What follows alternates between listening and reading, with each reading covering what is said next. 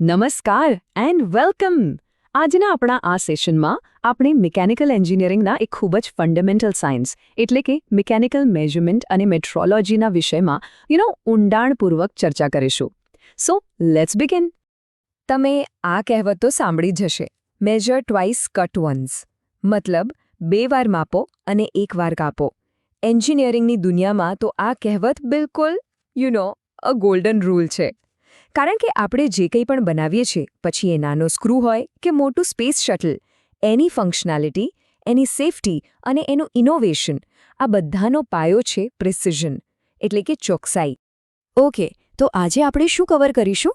પહેલાં તો માપ શા માટે આટલું મહત્વનું છે, પછી આપણે ચોકસાઈ પાછળના સાયન્સ અને ટૂલ્સ પર નજર નાખીશું, અને છેલ્લે આ બધું રિયલ વર્લ્ડમાં મતલબ કે લેબથી લાઈફમાં ક્યાં કામ આવે છે એ જોઈશું.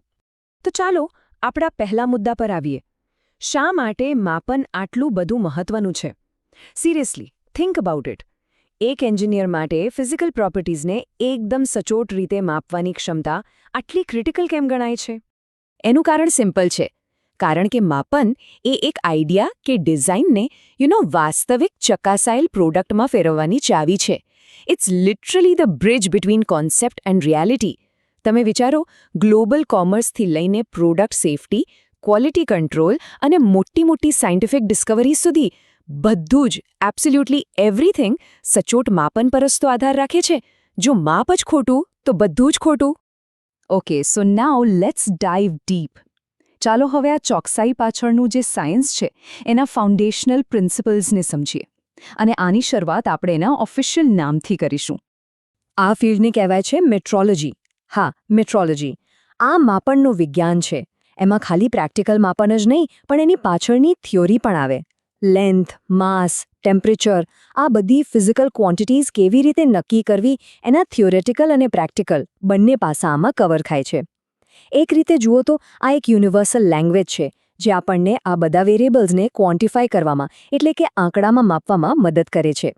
હવે આ સ્લાઇડ પર ખાસ ધ્યાન આપજો.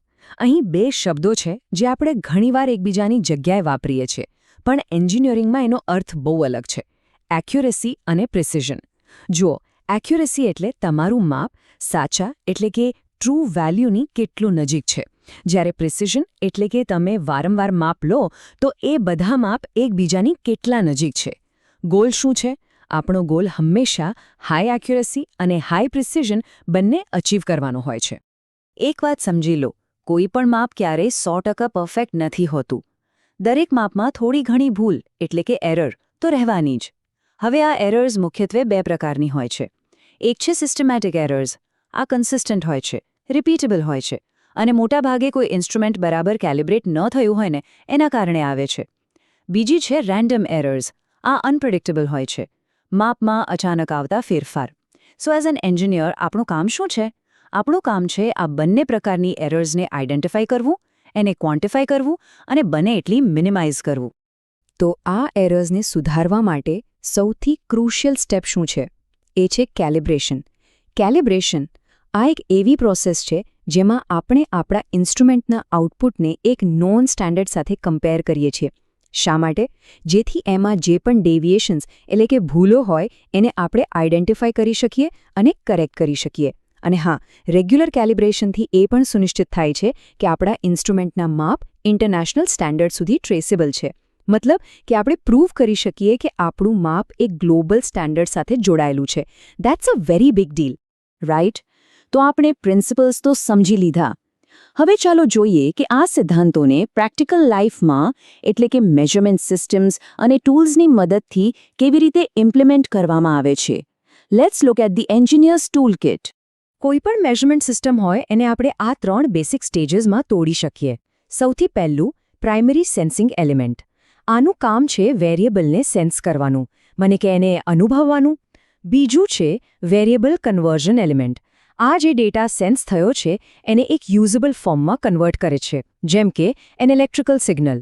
અને છેલ્લે ત્રીજું, ડેટા પ્રેઝન્ટેશન એલિમેન્ટ, જે આપણને એટલે કે ઓબ્ઝર્વરને એ માહિતી ડિસ્પ્લે કરે છે, બતાવે છે. સિમ્પલ. અને આ આખી સિસ્ટમનું હૃદય એ છે ટ્રાન્સડ્યુસર. ટ્રાન્સડ્યુસર શું છે? ઇટ્સ અ ડિવાઇસ જે એનર્જીના એક ફોર્મને બીજા ફોર્મમાં કન્વર્ટ કરે છે. મોટાભાગના કિસ્સામાં એ ફિઝિકલ ઇનપુટને જેમ કે પ્રેશર કે મૂવમેન્ટને એક ઇલેક્ટ્રિકલ આઉટપુટ સિગ્નલમાં ફેરવે છે. એટલે જ મેં કહ્યું, આધુનિક માપનમાં ટ્રાન્સડ્યુસર્સ એ ફિઝિકલ વર્લ્ડ અને ઇલેક્ટ્રિકલ ડોમેન વચ્ચે એક બ્રિજ, એક સેતુ તરીકે કામ કરે છે. ચાલો એક સરસ ઉદાહરણ જોઈએ. આ છે LVDT, એટલે કે લિનિયર વેરિયેબલ ડિફરન્શિયલ ટ્રાન્સફોર્મર. આ એક ઇન્ડક્ટિવ ટ્રાન્સડ્યુસર છે. અહીંયા જુઓ, એક કોર છે જે પ્રાઇમરી અને સેકન્ડરી વાઇન્ડિંગ્સની અંદર મૂવ થાય છે. આનો ઉપયોગ શેના માટે થાય છે? અત્યંત સચોટ લિનિયર ડિસ્પ્લેસમેન્ટ, એટલે કે સીધી રેખામાં થતા નાનામાં નાના ફેરફારને માપવા માટે. અમેઝિંગ વાત એ છે કે આ ઇલેક્ટ્રોમેગ્નેટિક ઇન્ડક્શનના સિદ્ધાંત પર કામ કરે છે અને કોઈપણ જાતના ફ્રિક્શન વગર એકદમ ટાઇની મૂવમેન્ટ્સને પણ એક પ્રિસાઇઝ ઇલેક્ટ્રિકલ સિગ્નલમાં કન્વર્ટ કરી દે છે.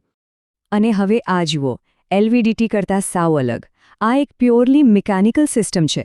આ બેલોઝ પ્રેશર ગેજ છે. અહીં કોઈ ઇલેક્ટ્રિસિટી નથી, સિમ્પલ મિકેનિક્સ. જ્યારે પ્રેશર એપ્લાય થાય ત્યારે આ જે ફ્લેક્સિબલ બેલો છે એ એક્સપેન્ડ કે કોન્ટ્રાક્ટ થાય છે, એટલે કે વિસ્તરે છે કે સંકોચાય છે. અને આ મૂવમેન્ટ સીધી જ એક પોઇન્ટરને ફેરવે છે, જે આપણને રીડેબલ સ્કેલ પર પ્રેશર બતાવે છે. Brilliant and simple. ઓકે, હવે વાત કરીએ સ્ટ્રેન ગેજની. આ ખૂબ જ ઇન્ટરેસ્ટિંગ સેન્સર્સ છે. એમનો ઇલેક્ટ્રિકલ રેઝિસ્ટન્સ જ્યારે એમને સ્ટ્રેચ કે કમ્પ્રેસ કરવામાં આવે, એટલે કે ખેંચવામાં કે દબાવવામાં આવે ત્યારે બદલાય છે. આ જે પ્રિન્સિપલ છે એને કહેવાય છે પીઝો રેઝિસ્ટિવિટી, એટલે કે અમુક મટીરિયલ્સની એવી પ્રોપર્ટી કે જ્યારે એમને સ્ટ્રેન કે ડિફોર્મ કરવામાં આવે ત્યારે એમનો ઇલેક્ટ્રિકલ રેઝિસ્ટન્સ બદલાઈ જાય છે. અને આ જ સિદ્ધાંતને કારણે મટીરિયલ્સમાં સ્ટ્રેસ અને ફટીગ માપવા માટે આ એબ્સોલ્યુટલી ક્રિટિકલ છે. તો પેલો પાઇઝો રેઝિસ્ટિવિટીનો પ્રિન્સિપલ યાદ છે? અહીંયા આપણે એને એક્શનમાં જોઈ શકીએ છીએ. આ એક સ્ટ્રેન ગેજ એક્સેલરેટર છે. અહીંયા શું થાય છે? એક નાનો કેન્ટિલીવર બીમ છે જેના પર આ સ્ટ્રેન ગેજ ચોંટાડેલા છે.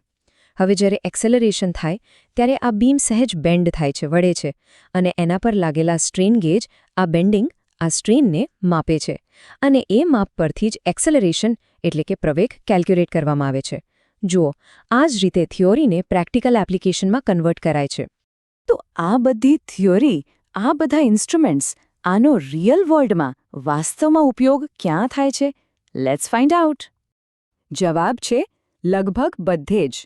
એરોસ્પેસમાં જેટ એન્જિનના પાર્ટ્સની ઇન્ટેગ્રિટી ચેક કરવાથી લઈને આપણી કારના મેન્યુફેક્ચરિંગ સુધી, રોજબરોજના પ્રોડક્ટ્સના ક્વોલિટી કંટ્રોલ સુધી, મેટ્રોલોજી ઇઝ એવરીવેર.